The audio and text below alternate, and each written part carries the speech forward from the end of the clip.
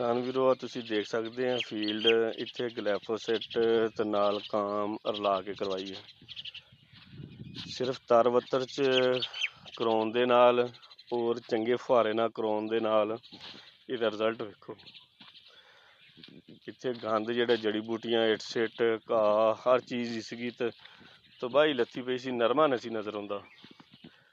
ਇਸ ਵਾਸਤੇ ਗਲੈਫੋਸੇਟ ਜਦੋਂ ਕਰਨੀ ਹੈ ਤਰਵੱਤਰ ਕਰੋ। ਤੁਹਾਡਾ ਜਿਹੜਾ ਫੁਹਾਰਾ ਵਾ ਉਹ ਚੰਗਾ ਹੋਣਾ ਚਾਹੀਦਾ, ਫਿਰ ਤੁਹਾਡਾ ਰਿਜ਼ਲਟ ਜਿਹੜਾ ਬਿਹਤਰੀਨ ਆਊਗਾ। ਆ ਦੇਖ ਸਕਦੇ ਹੋ ਤੁਸੀਂ ਪਲਾਟ ਆ ਐਨ ਰੜਾ ਕੱਢ ਛੱਡਿਆ ਇਹਨੇ। ਆਹ ਗਲੈਫੋਸੇਟ ਆ ਜੀ, ਇੱਥੇ ਹੋਈ ਸਟਾਰ ਕਰਾਪ ਸਾਇੰਸਿਸ ਦੀ ਗਲੈਫੋਸੇਟ ਆ ਜੀ। ਇਹਦੇ ਇੰਪੋਰਟ MS ਨਫੀਸ ਵਾਲਿਆਂ ਦੀ ਇੰਪੋਰਟ ਆ ਜੀ। ਪੈਕਿੰਗ ਵੀ ਉਹਨਾਂ ਦੀ ਆ।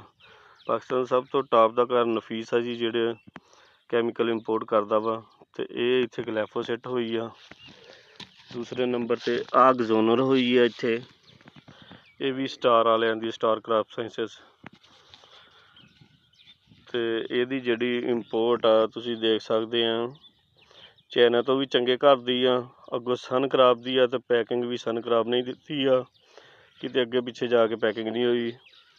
ਇਸ ਵਾਸਤੇ ਕੁਆਲਿਟੀ ਤੇ ਫੋਕਸ ਕੀਤਾ ਇਹਨਾਂ ਨੇ। ਤੇ ਜਦੋਂ ਵੀ ਤੁਸੀਂ ਗਲੈਫੋਸੇਟ ਜਾਂ ਕਾਮ ਕਰਾਉਣੀ ਆ ਕਿਸੇ ਚੰਗੇ ਘਰ ਦੀ ਲੈ ਕੇ ਕਰਾਓ, ਤੇ ਉਹਦੇ ਨਾਲ ਵੀ ਜੜੀ ਬੂਟੀਆਂ ਦਾ ਵੀ ਖਾਤਮਾ ਹੋ ਜੂ, ਤੁਹਾਡਾ ਖਰਚਾ ਵੀ ਬਾਰ-ਬਾਰ ਕਰਨ ਤੋਂ ਬਚ ਜੂਗੇ ਤੁਸੀਂ।